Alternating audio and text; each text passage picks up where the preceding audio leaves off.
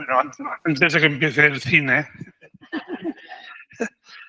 aquí en familia os presento a Pedro Fernández Castelao. Es de Galicia. Sí, en donde hay una gran tradición de buenos teólogos, muy buenos teólogos. Él es muy amigo de Andrés Torres Queiruga, que seguramente algunos lo habréis leído y que seguramente lo habéis escuchado aquí en Zaragoza más de una vez. Él también fue alumno de Eugenio Romero Pose, que no os dice nada porque no le dio tiempo, no le dejaron ser conocido a nivel popular aquí en España, pero fue un hombre conocido a nivel mundial porque era un gran entendido en los primeros siglos del cristianismo. Era un gran, diríamos, buscador, ¿no?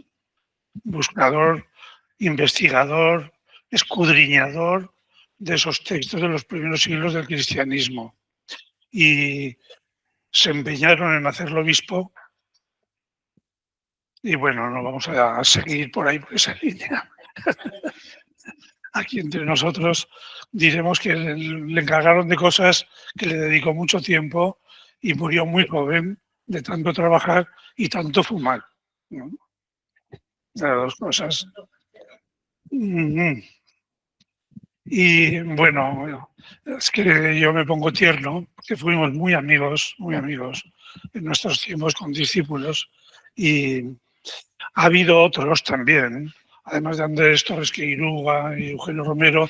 Amor Rival fue el primero de los gallegos, el primer gran teólogo gallego.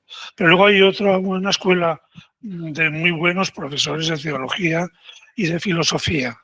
Ahora nombrábamos algunos, y también Marcial Gondar era un hombre muy profundo a nivel de esta filosofía civil que busca, porque claro, el ser humano, que somos muy raros y bastante complejos, queremos entendernos y andamos buscando a ver qué somos y nos preguntamos muchas cosas.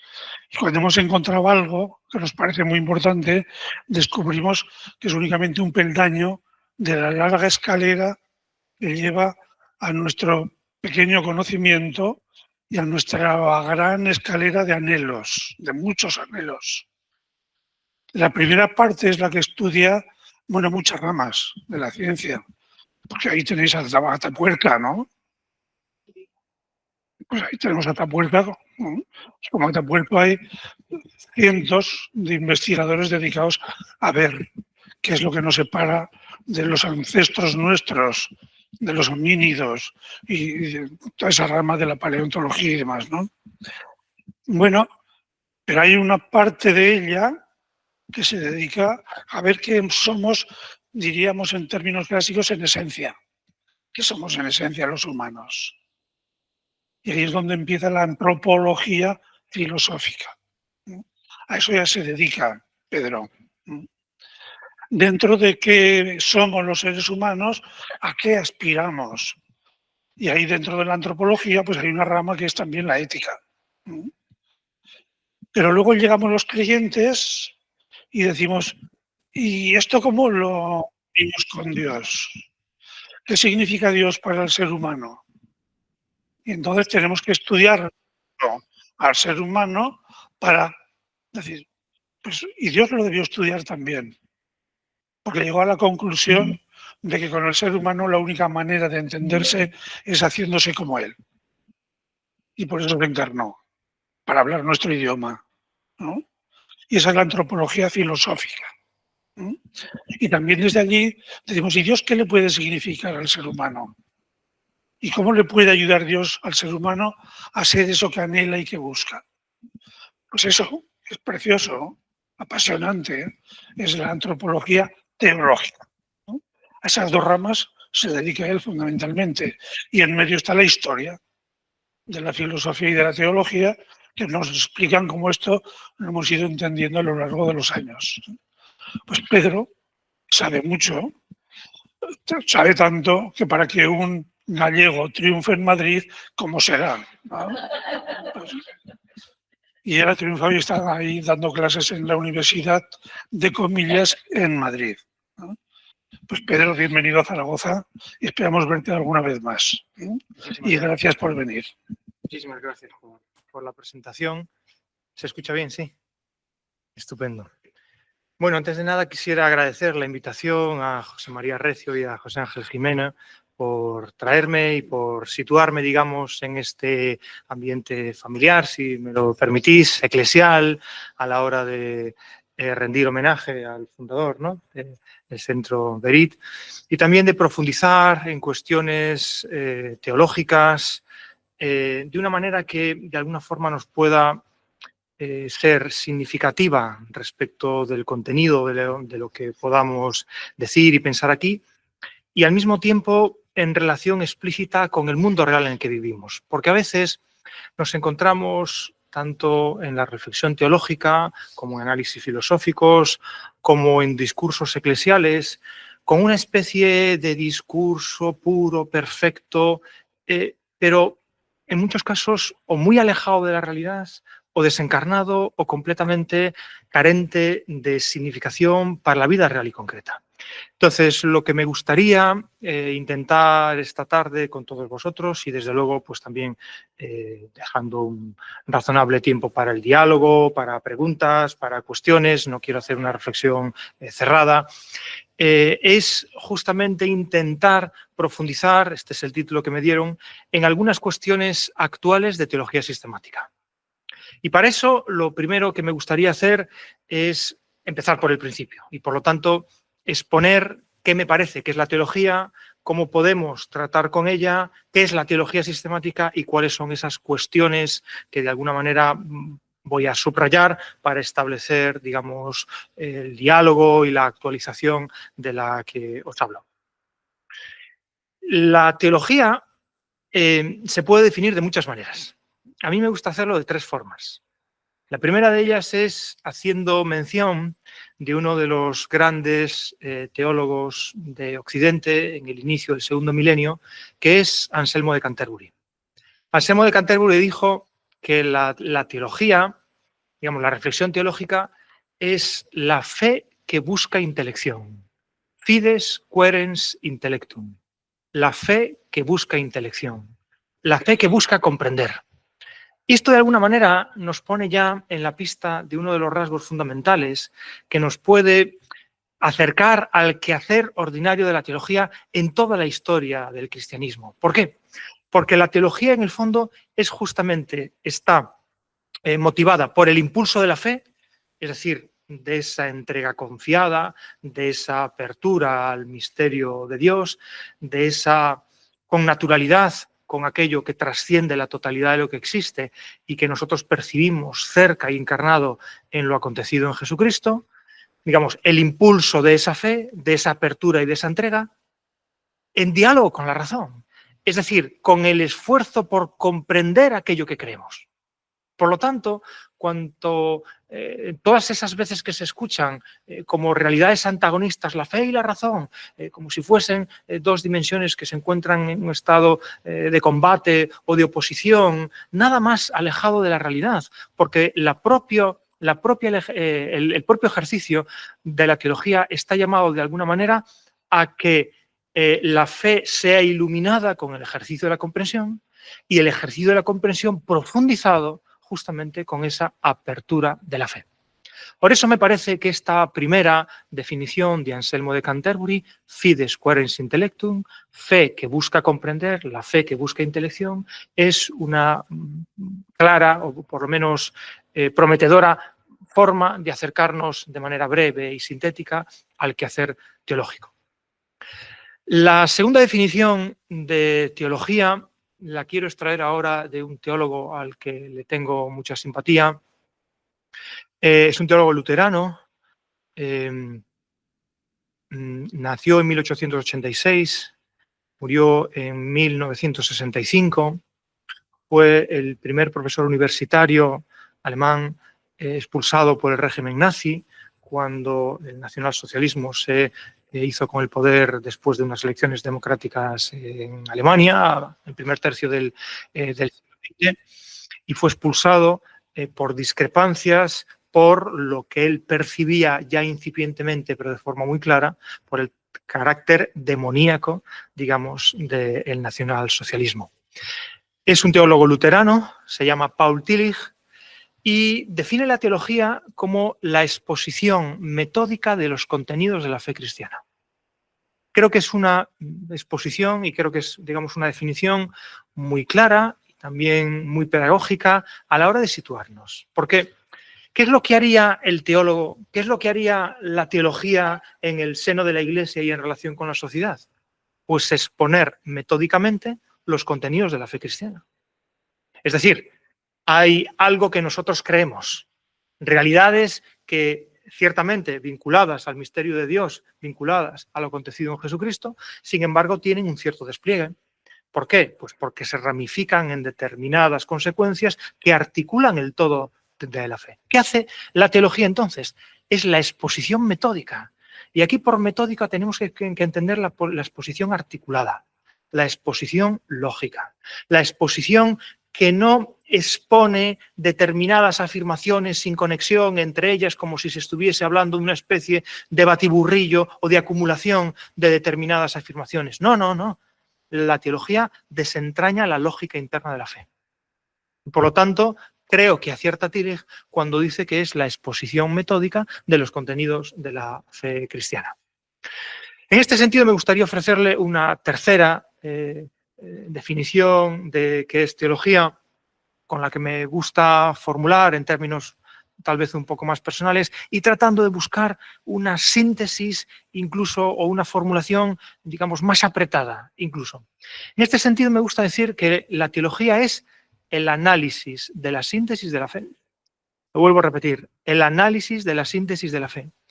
Y esto está muy vinculado a las dos definiciones anteriores, tanto de Anselmo como de Tillich. ¿Por qué? Porque si nosotros pensamos brevemente, ¿dónde tenemos la síntesis de la fe? Es decir, esa formulación concreta, casi empaquetada, podríamos decir, con el cual, pues, si alguien nos pregunta, ¿qué crees como cristiano? ¿Dónde me puedo encontrar con...? Bueno, pues yo señalaría el credo. Yo señalaría el credo. En el credo tenemos una síntesis de la fe. Ahí decimos que efectivamente confesamos nuestra fe.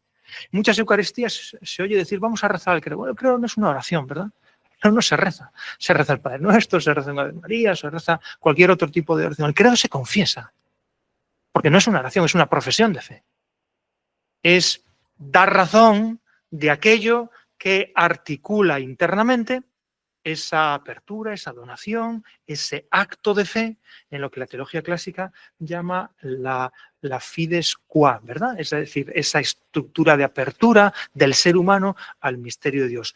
Pero la fides, la fe, tiene también un contenido, la fides qua, tiene una articulación interna, tiene unas determinadas digamos, verdades, si queremos decirlo de esta manera. Luego volveré sobre el asunto y la comprensión de esas verdades. Digo, tiene unas determinadas verdades que le dan un rostro concreto. ¿Y ese rostro concreto en qué se articula?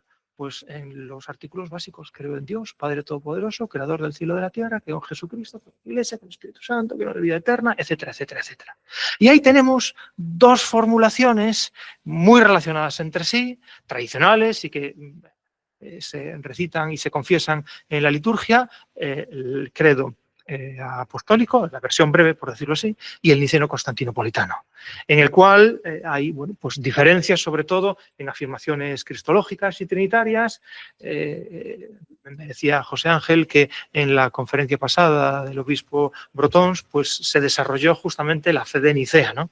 325, y hay algunas cuestiones sobre las que luego volveré. Lo que quiero decir con esto es que me parece que nos movemos en terreno firme cuando decimos, claro, es que la teología, atención ahora, es el análisis de la síntesis de la fe. Dicho de una forma más sencilla, es el despliegue y la indagación del credo. De aquellas verdades, de aquellas afirmaciones que articulan la confesión de fe de la Iglesia, que se mantiene y se transmite generación tras generación desde los tiempos inmemoriales del periodo apostólico, pues hasta el último domingo en el que lo hemos confesado en las Eucaristías dominicales en todo el mundo. El análisis de la síntesis de la fe. Y aquí analizar significa entonces, pues lo que todos los análisis hacen, fragmentar y profundizar. Esto es lo que hace la teología.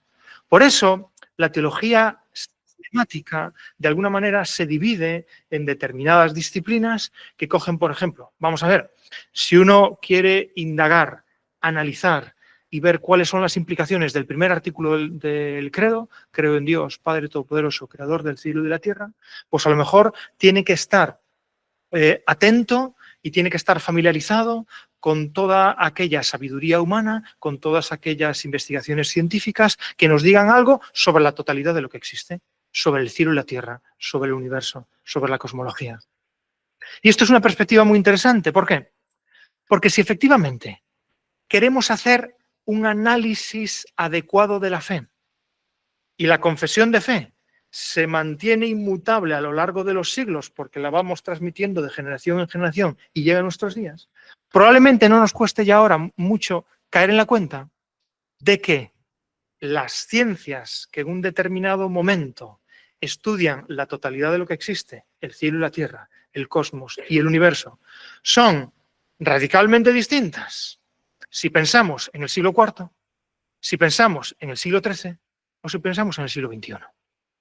En el siglo IV, qué sé yo, o en el siglo V, Tertuliano o Agustín de Hipona tienen que dialogar con la tradición aristotélica y con la tradición neoplatónica.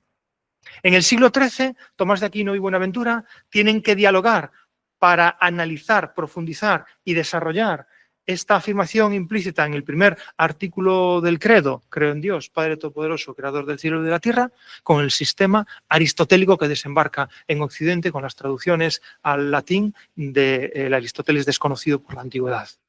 ¿Qué quiero decir con esto?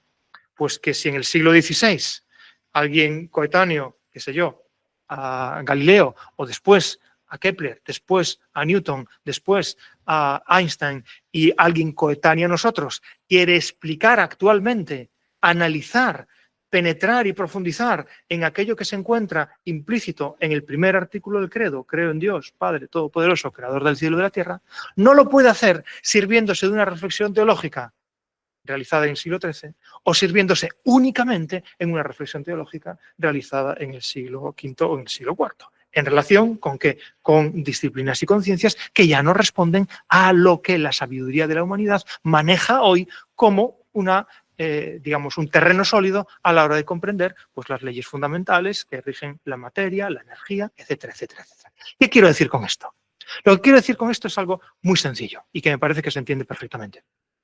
La teología pensada como análisis de la síntesis de la fe implica siempre, y ha implicado siempre, una correlación explícita entre el mensaje y la situación.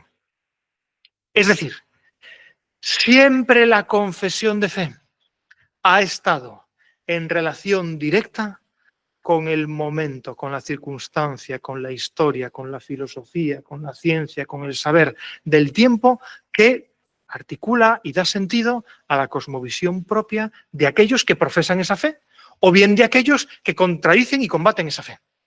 Es decir, ni la exposición de los contenidos de la fe cristiana, ni la fe que busca intelección, ni el análisis de la síntesis de la fe se puede hacer ahistóricamente. Se puede hacer como si estuviésemos en la Iglesia en una especie de reducto más allá de los avatares del tiempo y por lo tanto la exposición de la teología, el comentario de la fe y la profundización en todo esto fuese una especie, qué sé yo, pues de discurso neutro, aséptico, puramente doctrinal, en el peor sentido que pueda tener lo puramente doctrinal. Es decir, sin ningún tipo de interacción con las preguntas, con la cosmovisión, con la concepción que tiene o que tenemos los creyentes en los momentos y en las diferentes situaciones en las que vivimos. Esto es muy importante, caer en la cuenta de ello, para distinguir algo en lo que cuando estamos en la vida eclesial y pensamos en la ortodoxia de la doctrina, en la fidelidad a la tradición, en la pureza y el rigor de la teología, etcétera, etcétera, muchas veces se nos olvida. Y es que a lo mejor en muchas ocasiones confundimos, atención ahora, la fe con la teología. Es decir, la confesión que da identidad a la Iglesia a lo largo de todos los siglos con el comprender esa forma de confesar la fe, el exponer metódicamente los contenidos de esa fe o el análisis de las formas sintéticas de esa fe.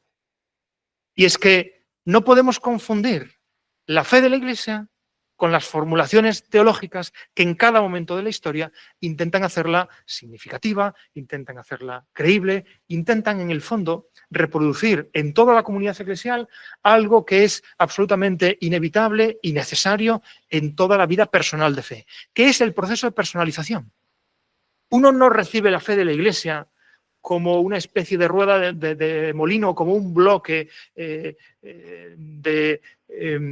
de piedra que tiene que tragar y digerir de una forma absolutamente irracional o absurda o contradictoria, ¿no? La personalización de la fe exige propiamente una simbiosis, una hibridación con la propia biografía en la que la fe ayude a profundizar en las preguntas últimas de la existencia. Y por lo tanto, articule la totalidad de nuestra cosmovisión, de nuestra antropología, de nuestra sociología, de nuestra forma de relacionarnos en todas las dimensiones de la existencia, con una dimensión de profundidad ante Dios que quienes no comparten esa fe no tienen. Pero no es entonces un contenido añadido al lado de otros como si fuese una especie de recetario, como si fuese una especie de verdades yuxtapuestas que tendríamos que tragar, aunque no las comprendamos. Esto no ha sido nunca así, y solo una adulteración de la fe de la Iglesia y una adulteración del quehacer teológico puede presentar a la doctrina eclesial como una realidad reñida con la razón o una realidad que se puede, digamos, personalizar sin hacer este ejercicio propio de apropiación. ¿Por qué? Pues porque la fe la teología, es la fe que busca comprender. Y ese ejercicio de comprensión es inherente al propio ejercicio creyente.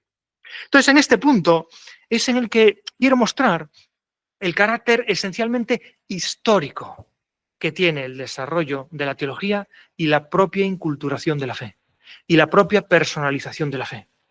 Esto es muy importante porque en periodos no muy lejanos de la historia de la Iglesia se ha transmitido y ha habido movimientos eclesiales que han enfatizado mucho este aspecto, el hecho de que la fe es doctrina y de que la teología es el comentario aséptico de esa doctrina.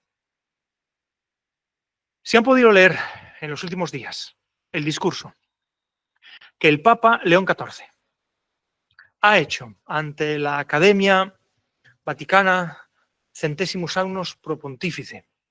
Muy recientemente, es un discurso muy breve, lo pueden buscar en internet, en vatican.va, y ahí le aparecerá poco más de un folio. Hay una afirmación que me gustaría subrayar, que el Papa la hace explícita respecto de la doctrina social de la Iglesia, pero que me parece que es aplicable a toda configuración doctrinal de la fe y, por lo tanto, de la teología y de las formas catequéticas a la hora de transmitir la fe de la Iglesia, y que dice justamente esto. El adoctrinamiento es inmoral. El adoctrinamiento es una realidad, es una forma, digamos, de transmisión de la fe de la Iglesia o de la evangelización inadecuada para una transmisión adecuada de la fe. ¿Por qué es inmoral? ¿Por qué es inadecuado? ¿Por qué de alguna manera el adoctrinamiento? Porque normalmente, y dice el Papa explícitamente, doctrina se interpreta en muchos ambientes como algo opuesto al diálogo. Porque el diálogo sería una especie de ámbito en el cual la doctrina pues se percibiría como una realidad insegura, como una realidad no clara, diáfana. Y entonces, bueno, dialogar sobre estas cosas no hay que dialogar. Estas cosas son así, punto y se acabó. Y dice el Papa, la doctrina no puede ser pensada como contraria al diálogo. La doctrina tiene que ser pensada, atención a esto porque son palabras explícitas, como un camino común, coral, de aproximación a la verdad. Un camino común, coral, de aproximación a la verdad. A mí me parece esto una intuición extraordinariamente positiva. Porque si entonces concebimos, atención ahora, las configuraciones doctrinales de la fe de la Iglesia como un camino y no como un depósito, como un recorrido en el cual uno va estando cada vez más cerca de aquello que no posee, sino de aquello hacia lo que se orienta. Entonces, la doctrina, la fe, la teología, la propia esencia del cristianismo, no es una cosa que nosotros tenemos, que nosotros custodiamos y que tenemos que, de alguna manera, presentar como quien pone, qué sé yo, un manjar delicioso delante de alguien y le dice, come o muere. No, vamos a ver, de lo que se trata aquí es de desarrollar, demostrar el carácter dinámico, activo, vivo, en definitiva, que tiene la fe de la Iglesia y, por lo tanto, también sus cristalizaciones doctrinales. Esto no tiene nada que ver con el relativismo. Esto no tiene nada que ver con la falta, digamos, de rigor o de precisión en la verdad. Contra lo que tiene que ver es contra el peligro del dogmatismo, concebido como una posesión cosista que cristaliza la verdad y la identifica con una determinada formulación doctrinal. Contra esto es contra lo que va la advertencia de León XIV cuando dice que la doctrina tiene que ser concebida como un camino común, y aquí cuando está hablando de camino común está hablando explícitamente del camino sinodal del Papa Francisco. Es decir, en una concepción eclesial que discierne colegialmente, que discierne sobre la base del sacramento del bautismo, sobre la base del laicado fundamental de toda la Iglesia, las posibilidades de personalización de esa fe y, atención ahora, de diálogo significativo con la situación concreta que el determinado contexto eclesial está viviendo. Por lo tanto, en diálogo común con la situación. Antes decía, toda la teología, y siempre ha sido así, la buena teología, siempre ha sido una correlación explícita entre el mensaje y la situación. Vuelvo ahora a insistir en que el mensaje no cambia. Atención ahora, no cambia porque Jesucristo es ayer, hoy y siempre el mismo, Jesucristo. Pero Jesucristo es una persona, no es una fórmula. Jesucristo es una persona, no es un conjunto de proposiciones, de afirmaciones. No es un catecismo, me explico lo que quiero decir con esto, es una persona. Entonces, ¿qué sucede?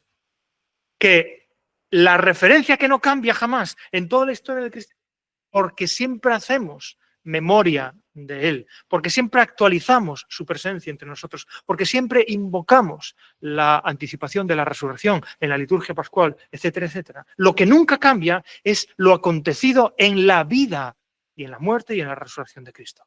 Pero esto no puede ser, digamos, asépticamente cristalizado, aislado, más allá de los momentos de interacción, de transmisión, de acto, de alguna forma dinámico y activo, por el cual esa memoria se mantiene viva, se actualiza y se anticipa en todos los periodos históricos de la Iglesia.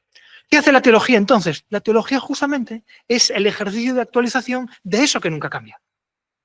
El ejercicio continuo de actualización. Por eso es un error pensar que la teología es una cosa que tenemos ahí, unos libros o unas enciclopedias o unas encíclicas o qué sé yo, o unos catecismos o una doctrina que tenemos que estudiar, volcar y vomitar, por decirlo así, como los malos estudiantes cuando se aprenden las cosas de memoria sin comprenderlas y después de haberlo concentrado toda una semana, se les olvida en una semana, efectivamente. Porque si de aquí no pasa efectivamente por todo el cuerpo y por la personalización del asunto, pues en nada se queda. Este es el asunto, entonces, por el cual quiero mostrar que el ejercicio de la teología es necesario y constante en todas las tradiciones y en todas las generaciones de creyentes. Y que, por lo tanto, nunca hay una teología definitivamente hecha. Toda teología es necesariamente provisional. Y está bien que así sea, porque de lo contrario estaría adulterando la propia naturaleza del quehacer teológico. Entonces, si es provisional, atención ahora, tenemos que preguntarnos, ¿podemos responder a las demandas, a los desafíos, a las exigencias, a las preguntas que se plantean en nuestro contexto actual con respuestas prefabricadas en siglos anteriores? forjadas con conceptos filosóficos anteriores, con sistemas de pensamiento anteriores, que han podido ser extraordinariamente útiles en el momento en el que se forjaron, que han podido ser extraordinariamente profundas, precisas y, digamos, fértiles en el momento que se hicieron. Pero ¿significa esto que por necesidad, que lo tienen que seguir siendo siempre? Bueno, uno por lo menos puede preguntar y por lo menos puede cuestionarse. Hombre, a lo mejor sí, por ir al ejemplo de antes del primer artículo del credo, a lo mejor si la cosmología actual no es la cosmología neoplatónica, responder con una teología de la creación en términos neoplatónicos, pues a lo mejor no responde a las inquietudes actuales de la física moderna. Tan solo por poner un ejemplo fundamental. No, pero es que tenemos a Tomás de Aquino, que sería el teólogo seguro, firme e inmutable para todos los siglos posteriores. Bueno, pues a lo mejor si el interlocutor de la teología de la creación de Tomás de Aquino es Averroes, es Avicena o es Aristóteles, pues a lo mejor, insisto, después de Galileo, de Kepler, de Newton y de Einstein, por profunda y por seria y por aguda que sea la reflexión teológica de Tomás de Aquino, tal vez necesitemos algo más. Este es el punto en el que quiero mostrar la necesidad adecuada de que la teología, el título de la conferencia, cuestiones actuales de teología sistemática, claro. Es que las cuestiones actuales de teología sistemática, fijémonos, son las de siempre, por cuanto siempre estamos referidos a la misma confesión de fe, pero son siempre nuevas, porque necesitamos la actualización en diálogo explícito con el contexto en el que nos encontramos, de una forma de analizar la síntesis de la fe, de exponer metódicamente los contenidos de la fe cristiana, de comprender aquello que confiesa nuestra fe de una manera siempre nueva. Y por eso quisiera aquí poner algunos ejemplos de cómo en la historia de la teología y en nuestro momento actual, las urgencias teológicas no siempre coinciden, atención ahora, con cuestiones que son esenciales para la propia identidad de fe. ¿Qué quiero decir con esto? Pues que hay muchas cuestiones que han sido tremendamente centrales, en las cuales el cristianismo se ha jugado su ser o su no ser, que han tenido una cristalización doctrinal en concilios ecuménicos, que han sido discutidas durante 300 o 400 años, que han configurado el trasfondo de la cultura occidental, pero que hoy simplemente ya no le interesan a nadie.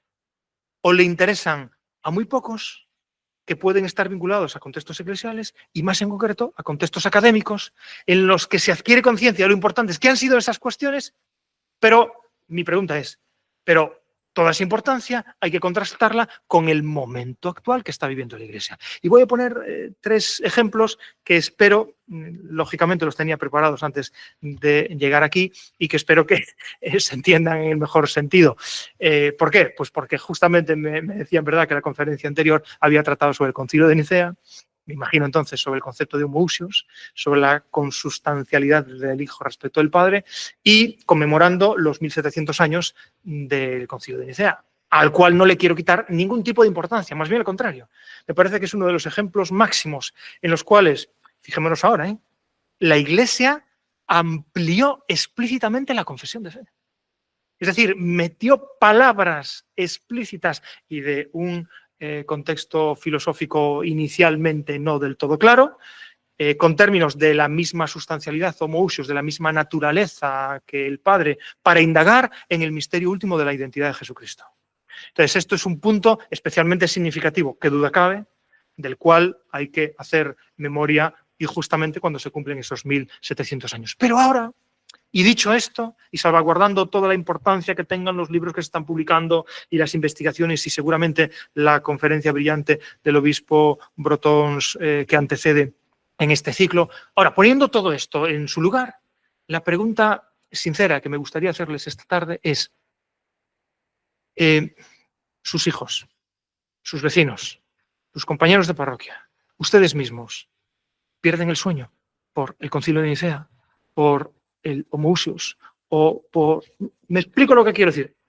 Lo que fue en su momento una cuestión en la que se jugó la propia identidad del cristianismo. Nosotros lo podemos vivir y lo percibimos hoy en las urgencias pastorales como una realidad absolutamente necesaria y primordial a la hora de dar una respuesta. Yo sinceramente creo que no.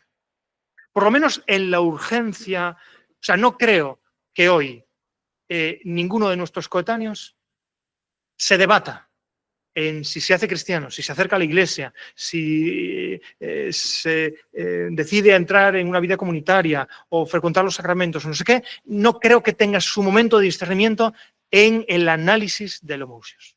Sinceramente creo que no sucede por ahí. Y en los procesos de personalización de la fe, en los niños, en los adolescentes, en los jóvenes, en los matrimonios, me parece que esta no es la cuestión decisiva. Hay otras mucho más decisivas. Desde el punto de vista pastoral, fijémonos ahora, desde el punto de vista de la interacción con el contexto, desde el punto de vista en el cual se juega esa correlación entre el mensaje inmutable y la situación cultural en la que es percibido y en la que se ve justamente su urgencia.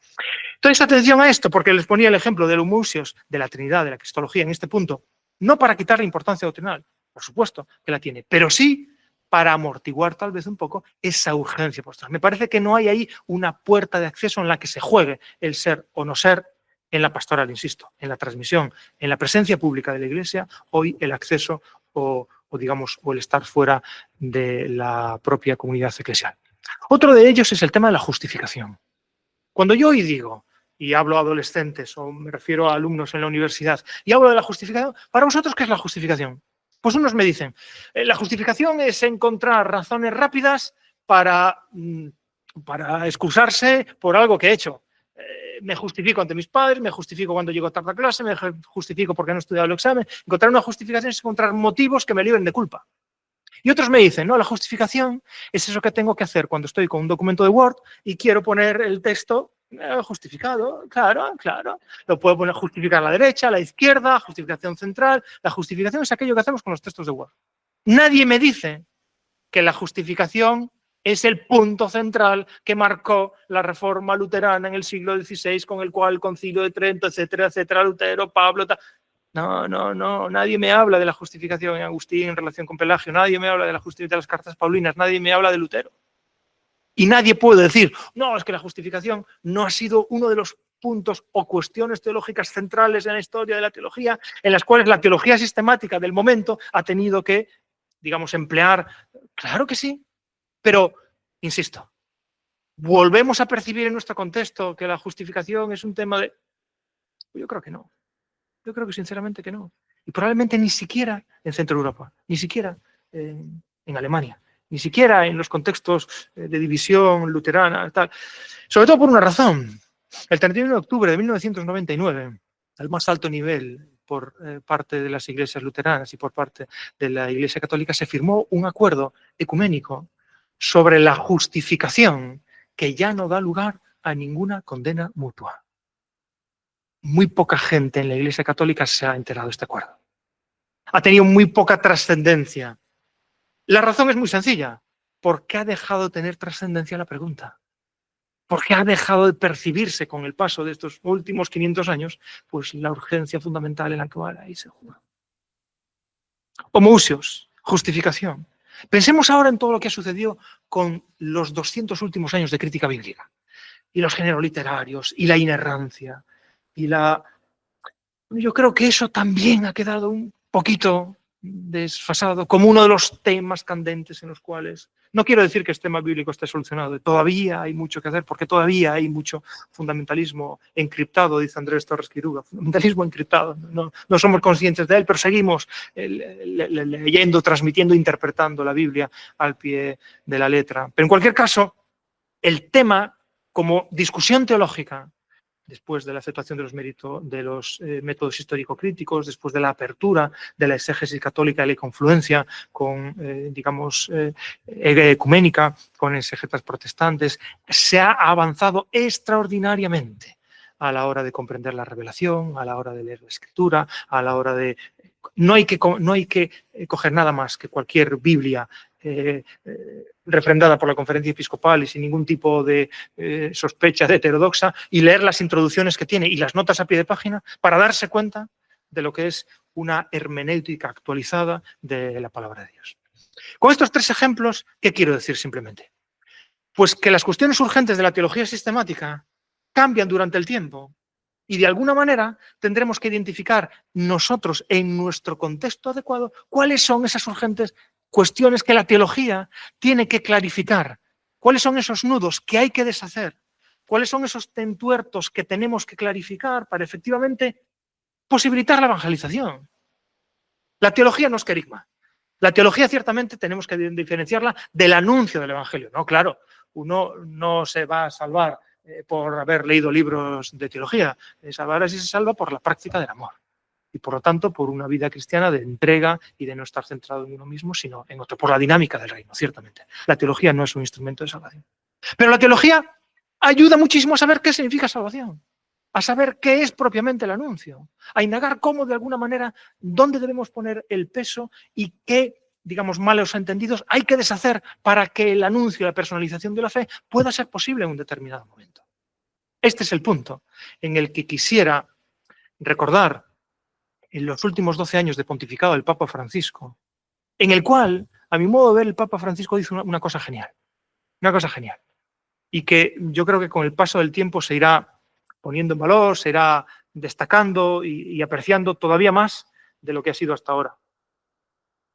Y que consiste en algo tan sencillo de decir una vez que ha sido hecho, pero tan osado y tan difícil de hacer, que consiste en lo siguiente: en adelantar con la intuición genial de una praxis de misericordia, de una sabiduría evangélica auténtica, de una cercanía a los pobres, a los inmigrantes, a los encarcelados, a los enfermos, a los ancianos, a las personas sin hogar, a los países en guerra, a la gente que está de alguna manera en situación de carestía, de precariedad laboral, a los que no tienen tierra, a los que acercarse a ellos y mostrar la cercanía del Evangelio y del amor de Dios a todos ellos, más allá y como adelantando por la derecha o como dejando un poquito en la cuneta determinadas formulaciones doctrinales que no acababan de transparentar claramente esta cercanía.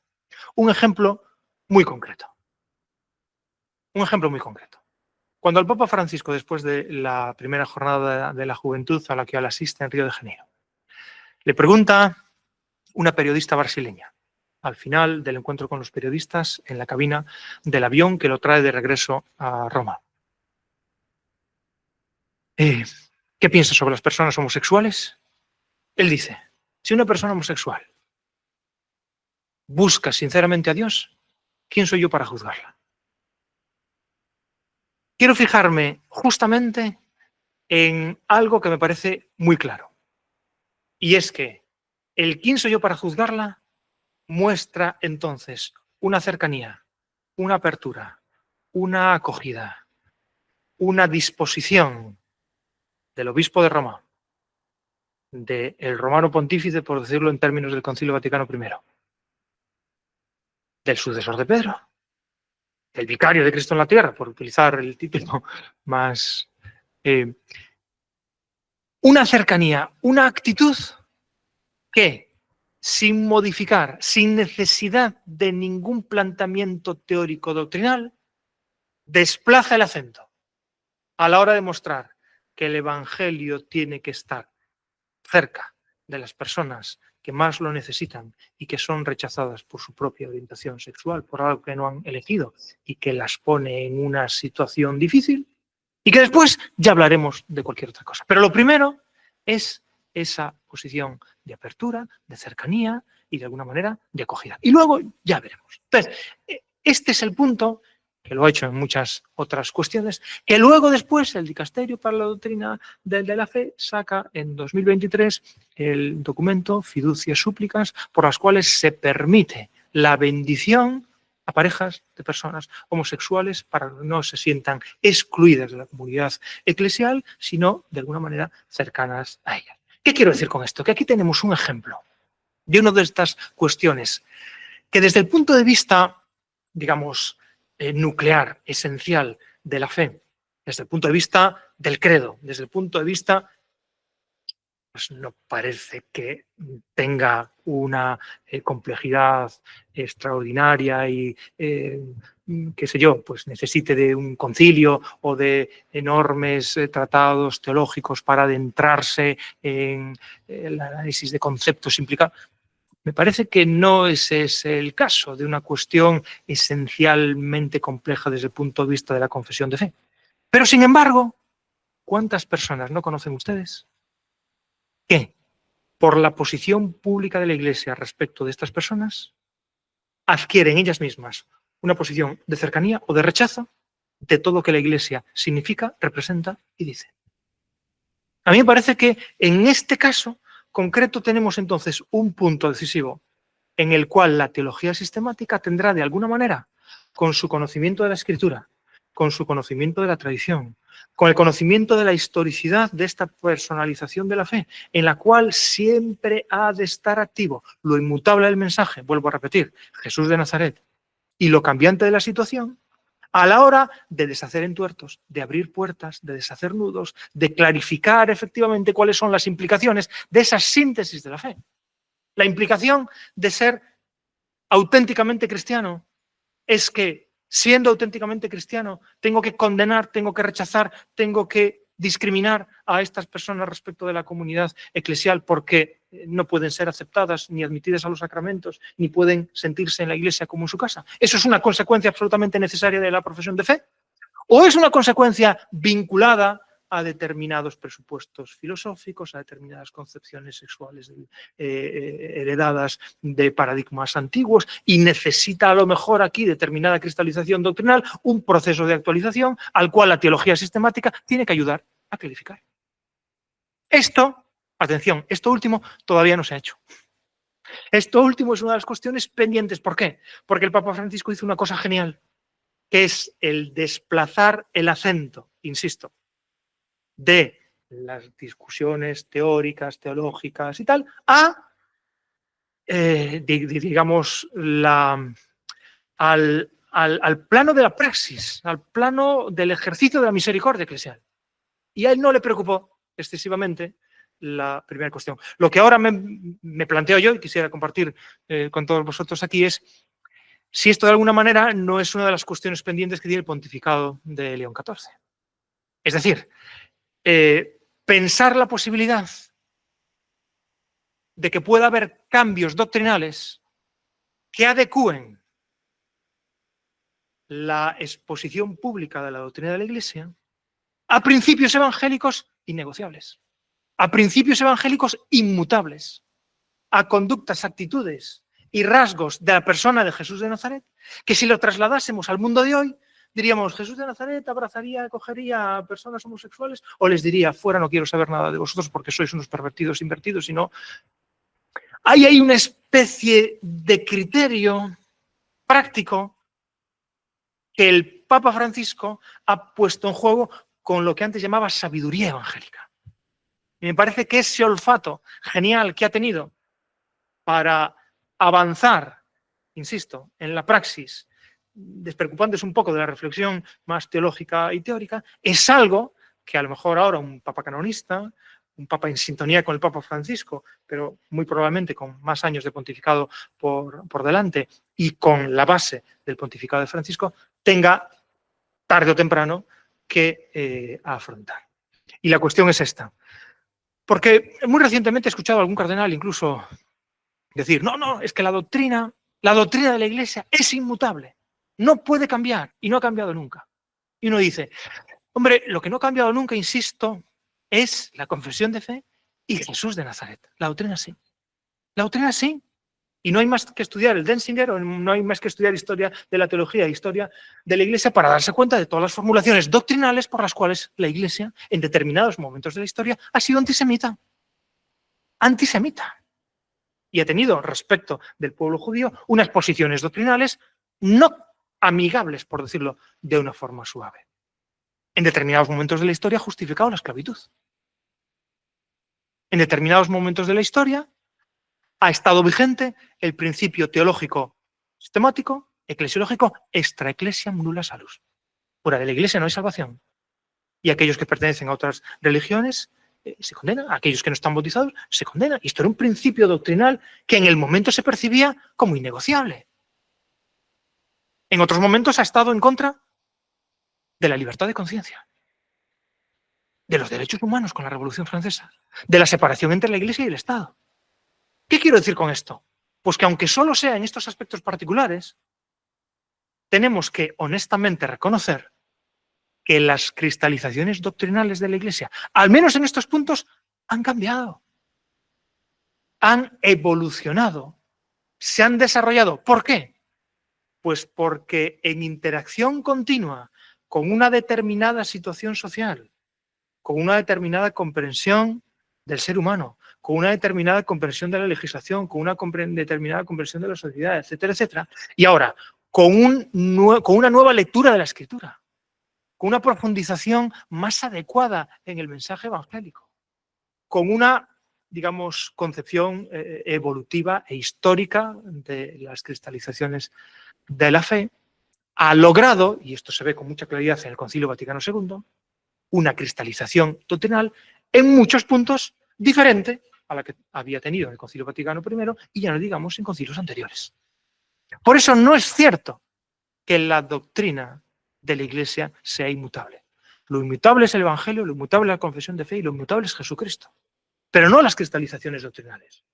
Y por eso me parece interesante en este punto, solo he puesto este botón de muestra y me temo que no me va a dar tiempo a desarrollar otros, pero los quiero simplemente señalar porque creo que muestran tareas pendientes de la teología sistemática actual que, insisto, durante el próximo pontificado, no el próximo, sino en el presente pontificado recién iniciado, pues habrá de una u otra manera, y esperemos que sea en un clima sinodal, en un clima colegial, en un clima sereno, en un clima, digamos, en el que se favorezca la investigación teológica, en el que se favorezca la discusión teológica, en el que se favorezca la formulación de hipótesis, de caminos, que luego habrá que ver si efectivamente son acertados o no. Y ahí el magisterio hará bien en orientar esa reflexión, en corregir los excesos que se produzcan, pero que esperen a que se produzcan. No que los imposibilite antes de que se pueda pensar y de que se pueda indagar y de que se pueda, digamos, investigar y explorar nuevos caminos que den, digamos, pistas de orientación a todo el cuerpo eclesial para afrontar estos problemas urgentes. Le decía que uno de ellos es todo lo que plantea las personas homosexuales. Otra de las cuestiones es la cuestión de la igualdad y de la igualdad de la mujer. A mí esto me parece de tanta actualidad y al mismo tiempo tan urgente que cuando uno ve pues, las celebraciones litúrgicas del Vaticano retransmitidas por televisión, las puede disfrutar desde el punto de vista estético, litúrgico, qué bien cuidadas están, qué maravilla, qué música, qué orden, qué tal y no sé qué. Pero permítame que les diga de una forma muy coloquial, allí no se ven nada más que hombres. Y probablemente es una de las pocas instituciones que actualmente no ha logrado integrar en paridad no solo el tan llamado genio femenino de la Iglesia, que en muchos casos es un discurso que sirve en el fondo para no afrontar el problema de verdad. Y el problema de verdad es la presencia de la mujer en todos los ámbitos propios en los cuales por vocación y carisma se siente llamada. Entonces ahí me parece que hay también un reto fundamental de la teología sistemática actual para desbloquear esas reflexiones teológicas que se empeñan en mantener afirmaciones según las cuales es imposible que la mujer pueda tener acceso a determinados ministerios eclesiales porque habría razones históricas, razones bíblicas que lo justificarían. Yo creo que no es así. Y creo que hay una posibilidad de interpretación de esa historia y de esos textos bíblicos que se enarbolan una y otra vez para imposibilitar la presencia de la mujer a esos ministerios, que se pueden interpretar de una forma completamente diferente, más exclusiva, como por ejemplo se interpretan las cartas de Pablo cuando escuchamos en la carta a los Corintios o en otras cartas, en un esquema claramente patriarcal, Pablo decir a la mujer que las mujeres no hablen en las celebraciones, o que efectivamente lleven la cabeza cubierta, o que se sometan a su marido porque, digamos, deben estar sometidas. Ahí quien habla propiamente, creo yo, no es el Evangelio de Jesucristo, sino las digamos, convicciones patriarcales en las cuales Pablo vive, bueno, pues de una forma inercial.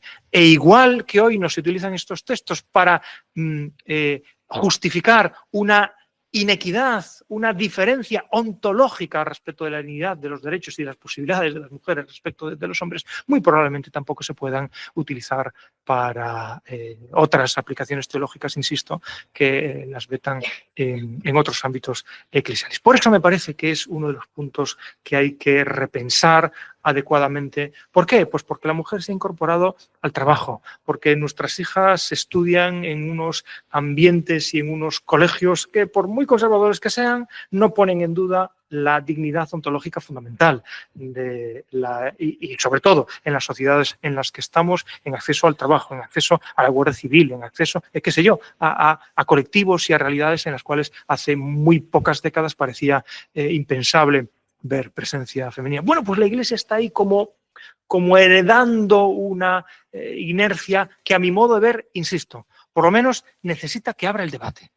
Y un debate teológico serio, profundo, abierto a posibilidades, no para buscar reivindicaciones de pancarta, sino para repensar en el fondo si estamos siendo realmente fieles al espíritu angélico, si estamos apostando realmente por una igualdad según la cual todos somos creados a imagen y semejanza de Dios.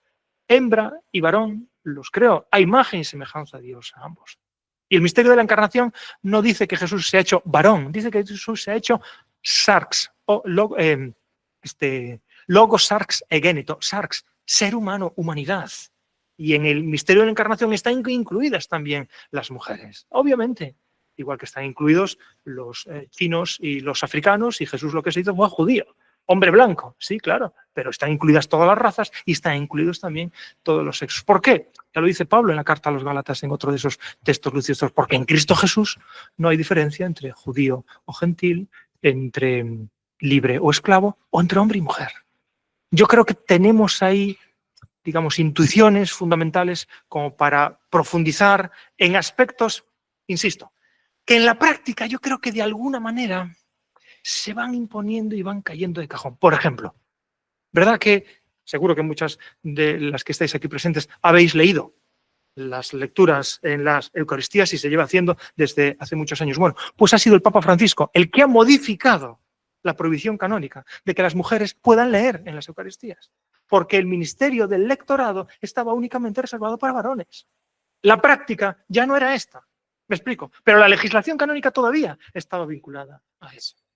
Entonces, el punto en el que nos encontramos, creo, es el de esta transición entre un papa que ha hecho avanzar a la Iglesia por el camino de la sabiduría evangélica, que derriba inercias heredadas de tiempos anteriores y que, digamos, con este olfato de ser fiel a lo esencial del Evangelio, le parece que no podían ser mantenidos, pero que no ha tocado efectivamente la cuestión doctrinal, teológica, canónica, etc. Sí, en muchas cuestiones, por ejemplo, en el nombramiento de mujeres como prefectos en determinados dicasterios y en otras cuestiones.